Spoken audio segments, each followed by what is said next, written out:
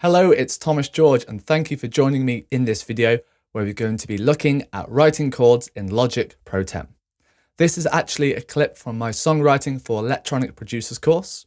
If you'd like to access this full course, just check the link in the description. We can get this course for only $10. Full price is $195. So thank you for listening, and let's get on with the video. Okay, now we're going to have a look at writing chords for our song. So when writing chords, it has to really make a loop. In electronic music, it's really got to loop round and round. So the first chord and the last chord really have to link together.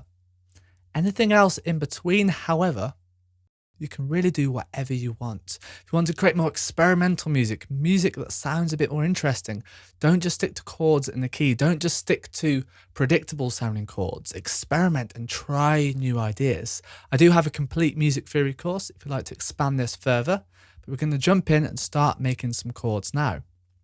It is important to know about keys. It is important to know what notes fit in key signatures before you break the rules. But most importantly, it's about training your ear and knowing what works, or being able to work out what you want. So let's create a new software instrument by hitting this plus button here. And now let's go down to Sculpture and hit Create. Now let's click on Sculpture.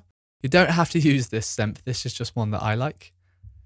So this kind of tries to recreate real sounding effects, which I think can sound really awesome for writing chords. Let's open up musical typing. Let's go up an octave.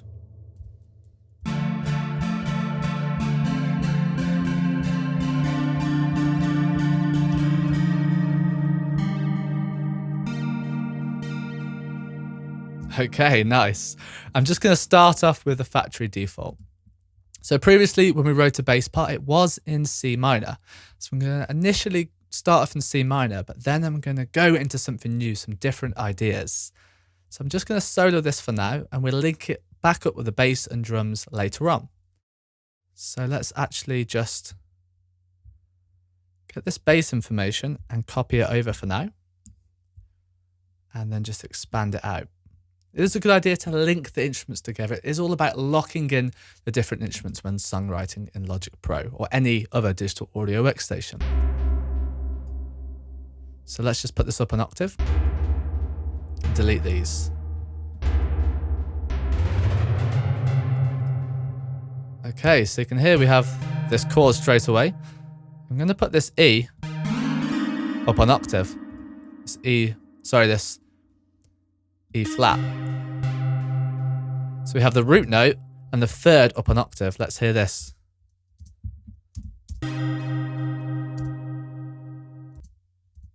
And let's turn it on the metronome because now we don't have the drums on. I'm just going to set a loop going up to bar 5. And bar 2, I'm going to add a new chord there. I like this root note third octave thing going on. I do think it sounds quite interesting. So now I'm going to go down to a B flat because we are in the key of C minor. Like I said, the start and the end of the loop has to really link together, but anything else can change. So I'm going to start off with notes that do fit in the key, and then we're going to change it around and think of something new. I suggest you do the same. Start off with predictable stuff, start off with things that will work, and then expand, and then create new interesting ideas. This will go to a D. And then we're going to go up to an F. And an A flat. So what I'm doing now is actually creating a third, but an octave above. And then I'm going to go to the G. Nice and predictable, nice and simple.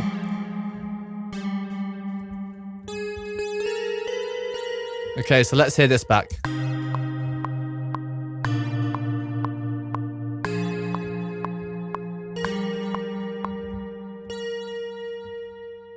We'll change the last one to an E flat and a G. So that's the root of the E flat chord and the third up an octave.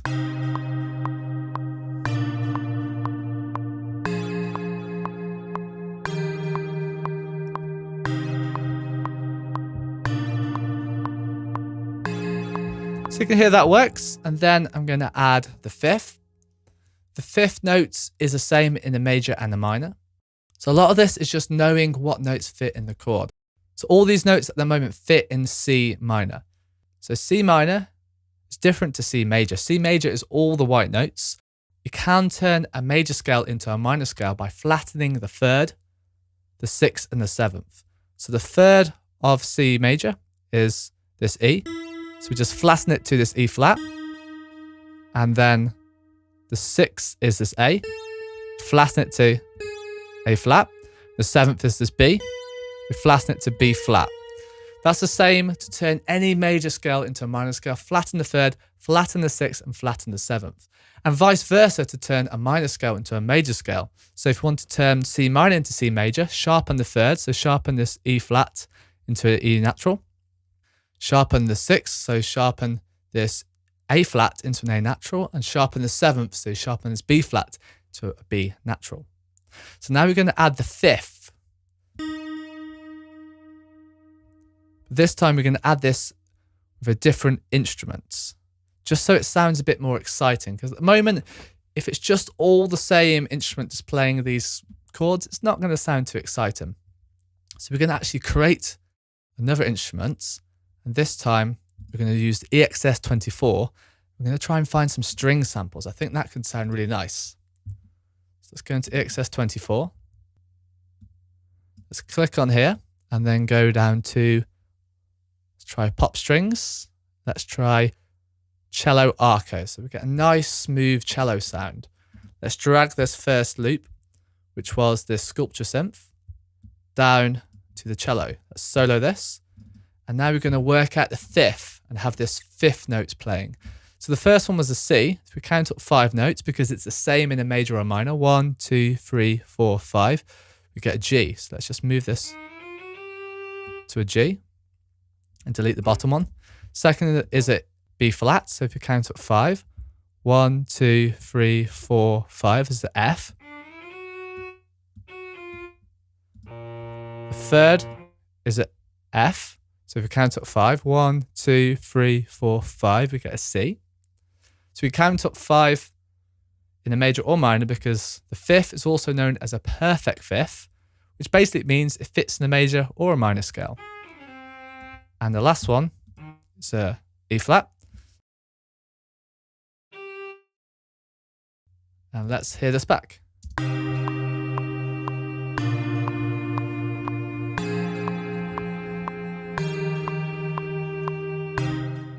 Okay, we can change some of this around. I'm going to put all this down to octave.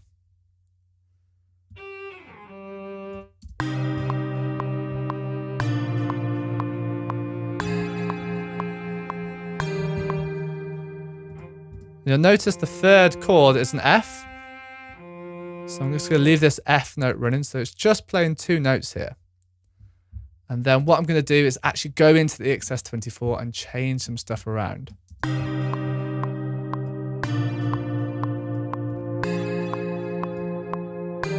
So I just decrease the cutoff.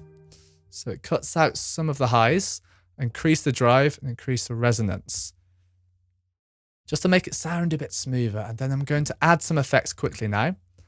And we're going to actually use send reverb. So we're going to bus this reverb. So if you're kind of new to Logic Pro, busing basically means to send this track to another track. And on that other track, you can add some effects. So you can actually send several tracks to another track that all share the same effects. This is great for time-based effects like reverb or delay. So we're going to add on a stereo space designer. And then we're going to make sure the drive's all the way off. If you're busing or you're sending your effects to a bus, an auxiliary track is also called, you have to make sure the drive's off, or you're just going to be duplicating the track and making it louder. So we've just got reverb on this, make it sound a bit more washy, a bit more epic. And then we need to increase this button here, which will add on some of the send effect.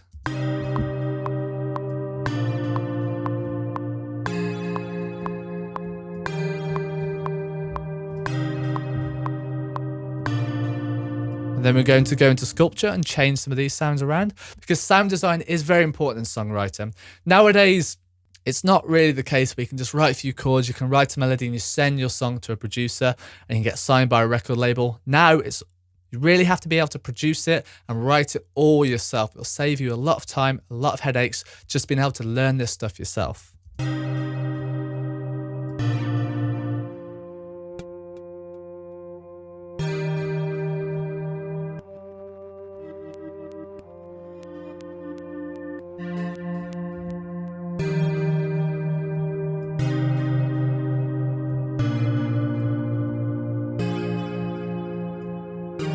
So this is really the position of the pickup. It is a kind of a strange one, sculpture, but it can create some really cool, interesting sounds.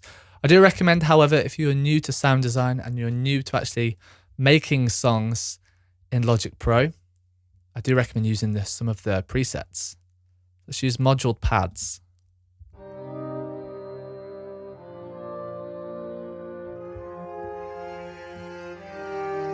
Get some really cool sounds here.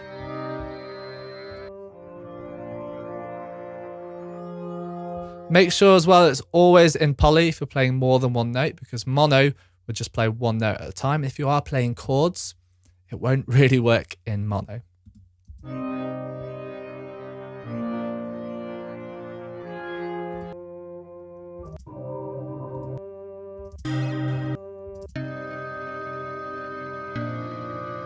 That's nice.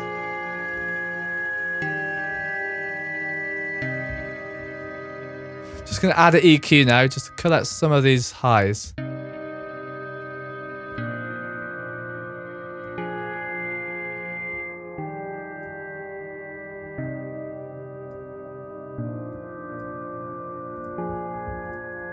Okay, great. Remember to save. And now I'm going to add more of a keyboard part, more of a piano part to kind of get some rhythm going with these chords. Remember, we can always change the chords. We don't necessarily need them to be the same. So I'm just dragged over this bamboo air string, so the sculptor, the first chords we wrote. And now I'm actually going to choose EXS24, click on the drop down, and let's choose acoustic pianos. Let's try Steinway Piano 2. Okay. And solo this.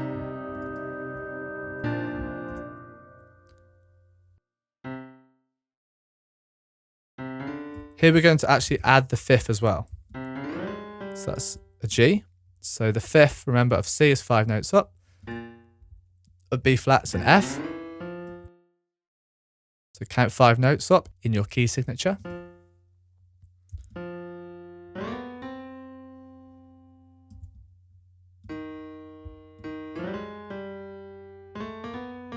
And now we're going to use something called inversion. So this is basically where we move the notes around so they look more even, so they flow a lot better. If you notice here, there's a big jump up to here. So if we put this G sharp here, you'll notice there's less of a jump. If we put this one here, this F, we can actually put it down. Same with this, D sharp. And then move this one, this G. So here, let's hear what this sounds like.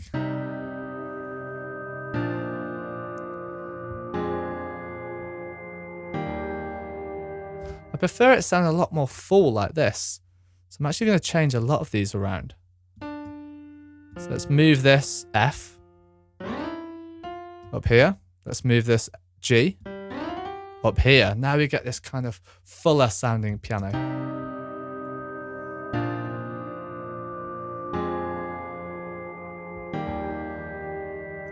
Great. What we can do now is actually add some rhythm.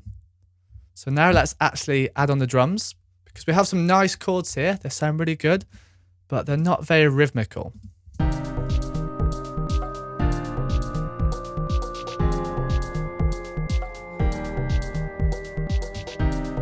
Can leave that bass part. It does kind of fit, but we're going to mute this for now, and we can actually change the bass notes to fit with the piano notes later on. So what we can do is either physically play these piano notes in and get some rhythm, or we can just change them around. So it's really about creating a dance rhythm. A lot of the time in dance music, it's all about the offbeat. So you need to create music on the offbeat. Offbeat basically means on the and. So if you break up a beat into 2, 1 and 2 and 3 and 4 and, the and is the offbeat. That's really what it means. And that's where the dance comes from, is going on the offbeat and getting that pulsating rhythm. So let's just move this to the offbeat. We can see here, we have beat 2. So this needs to be on the and, which is there. So let's just put them all on the offbeat for now, just so you can hear this pulsating rhythm. Obviously, if you have it too much, it sounds a bit boring, but of course we can mix it up and change stuff around.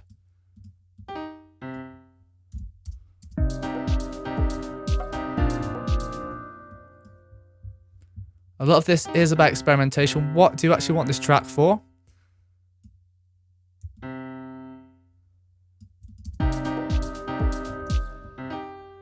And of course, we can actually add other melodies on top, which we will be looking at later on.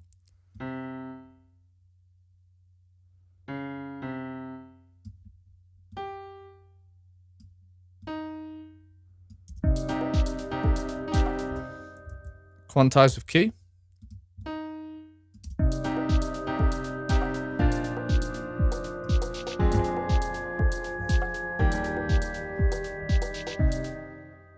Okay, so that's basically how we can write some chords.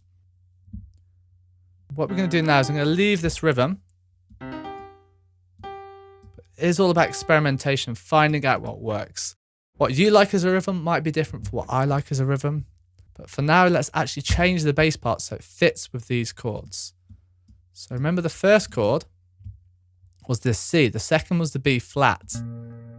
The third was this F, and the fourth was this E flat. So the easiest thing to do is to just go into the bass part and just change it so it fits with the chords. Of course, you can get chords called slash chords, which basically means the bass notes aren't the same as the chords. So certain ones we can use the slash chords. So if we're keeping this as C minor, let's just see if we can use any slash chords. So the second has a D, which will really clash with this E flat. So the second chord, we have to add in a D. Can't really use this E flat. So all we have to do is change this E flat to a D.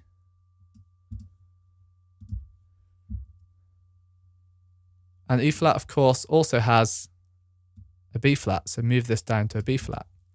Let's hear this back now.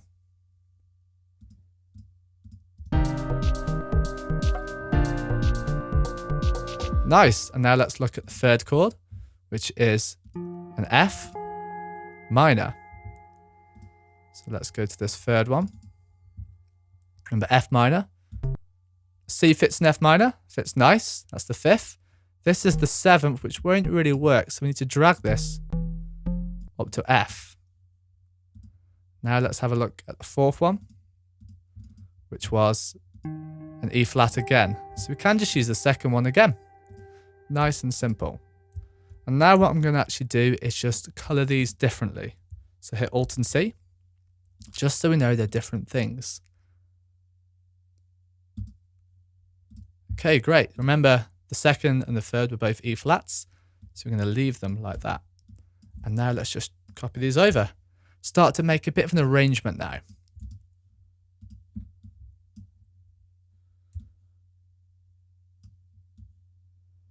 Okay, let's hear what we've got so far. I think we're starting to get a bit of a song. This is just one example of how I like to write a song.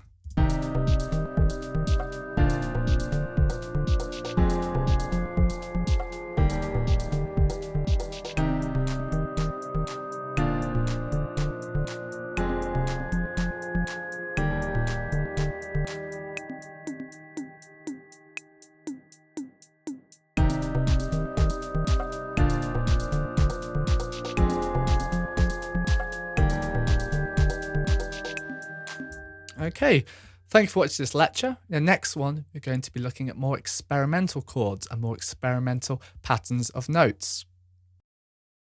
Okay, so now we've got our drum beat, we've got our bass line, we've got our chords. What we're going to do now is actually add in a new section of chords that doesn't actually fit in key. We're going to make something a bit more exciting. If you remember previously, I said all that really needs to happen is the first note of the chord and the last note of the chord need to work together to create a loop, because in a lot of dance music, it's all about loops. It's about creating loops, creating rhythms, building up melodies. Of course, for different styles of electronic music, it can be different, but generally speaking, this is the case. So what we should do first of all is find our string part here, the bamboo air strings, and copy this over by holding down Alt. And now let's color this differently. Hit Alt and C, and let's choose a different color just so I know the parts are different. That's why I color these different. So I know, for example, looking at this bass part, the red part is going to be different to the orange part, and that's going to be different to the green part. This is all about experimentation. Remember, let's leave the first chord and the last chord, and let's change the second and the third.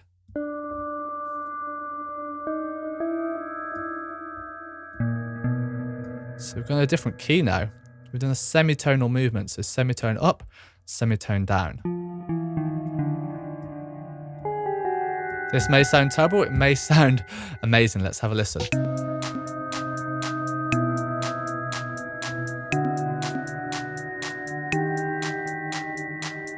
Really adds suspense and tension because we have this semitonal movement. It really wants to be released. So we have the tension building and building and building, and then it releases. So all I really did there is just add a semitone up and a semitone down, and then a semitone down from the first one, and then a semitone up. It's really about experimentation. These semitonal movements will add a lot of tension and build. In a lot of dance music, especially when you're creating breakdowns and build-ups, it's all about adding that tension, and then it's released. So we've got this tension now. Let's remember these notes. And let's have a look at this cello part next of all.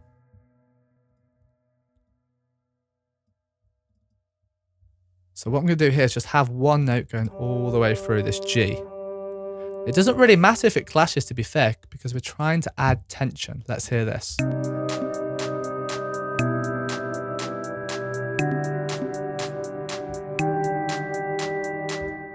Okay, so we have this note here, which is the E, which does work with a G. This one, a B. So it's really gone into an E minor here. So we've swapped because we have an E minor, a G from the cello, and a B from this note here. Then we have this note here, which is a D. Then we have an F sharp. That doesn't really work with the cello notes, so we're going to move it up to an A. So for the third one, the cello is going to be an A. And now let's have a look at the fourth one, which is a G and an E flat. So we're going to go back to a G. So it's really about analysing your notes and working out what is going on. If you don't understand some of this music theory, I do recommend taking my complete music theory course where I do break down how theory really works. Now let's have a listen to this with the tension.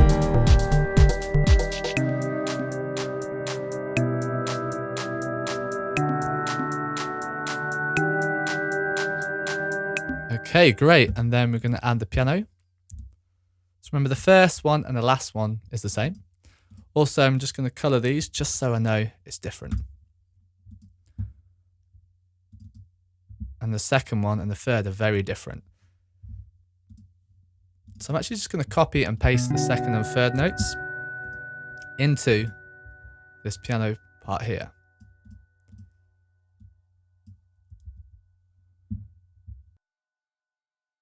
Then I'm going to use the mute tool and mute it, so I can just see what is going on right now.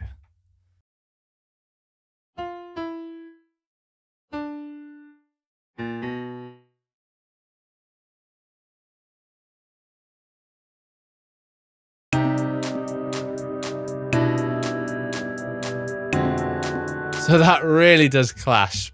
So what we really need to do here is actually work out what is going on. We did work it out with the strings. Remember, the strings are playing the G and the A. So the first chord is kind of an E minor. The second chord is kind of a D major. We know this because of the F sharp and the root note is a D. The second one, we know this because of this E and this B. So what I'm going to do now is actually play in an E minor and then a D major. So we're completely going out of key. These do not fit in C minor, but it doesn't matter. It doesn't have to fit. That's the great thing about writing chords. As long as the first chord and the last chord loop together, you can put whatever you want in the middle. So remember, E minor and D major. So let's go back to here. So E minor, D major. So we have the D there, and then the E here. And E minor has a B and a G. So add these notes here. And the second one was a D major, so we have the F sharp and the A. Let's hear this back now. This should sound quite interesting. We can put this down an octave as well, this G.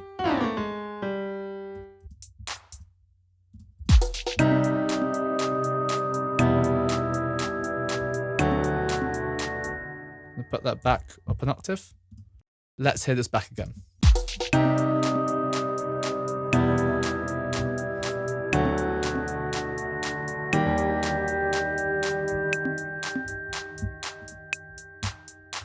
Great, so we have some really interesting chords now. We have two sections. We have the kind of normal chords and then we have the weird chords basically. So if you want to create another section with some other notes, we can add this as well. So I'm actually going to copy this over. And now let's add some bass notes. Remember the first and the fourth were the same. So it makes it nice and easy. And then the second was an E minor. So let's move this to an E and then to a B, because the B is the fifth of an E minor. And this is E, which is the tonic of the E minor. Let's colour this differently. And now let's remember D major. So let's move this to an A. And move this to a D. So we have the A, which is the fifth of D major. 1, 2, 3, 4, 5. And the D, which is the tonic, which is the root. Let's colour these slightly differently, just so I know it's different.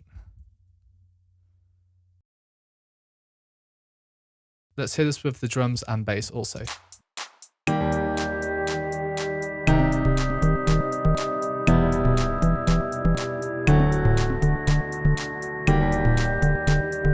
And we can loop this again and again and again, because remember, the first and the last chord actually work together.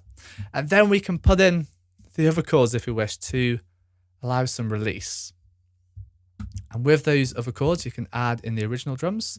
So it builds up. There's a lot more we can do, but this is basically how we can create some more unusual chords and get it to work.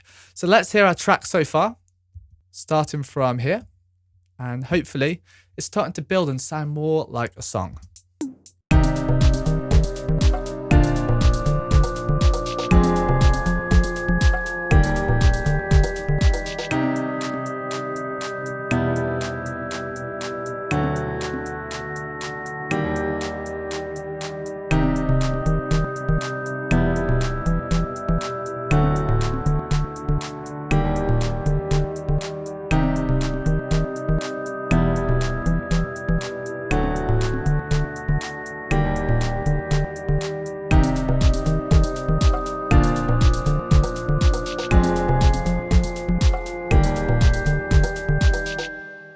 That's just one example of making some more interesting chords. I recommend doing something similar, going through an experiment, move notes around. Just make sure the first chord of the loop and the last chord of the loop is the same, so it can just continue round and round. And the rest of it, experiment, try new things. Don't worry about keys, don't worry about key signatures, don't worry about notes, just experiment and see what happens. A lot of this will take a lot of trial and error.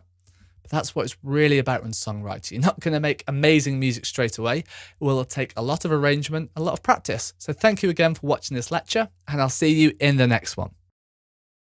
Thank you for watching this video. I hope you found it useful. If you'd like to continue learning with me, make sure you check out my Songwriting for Electronic Producers course. If you do check the link in the description, you can get this course for only $10 Full price is $195. So thank you again for watching, and I'll talk to you soon.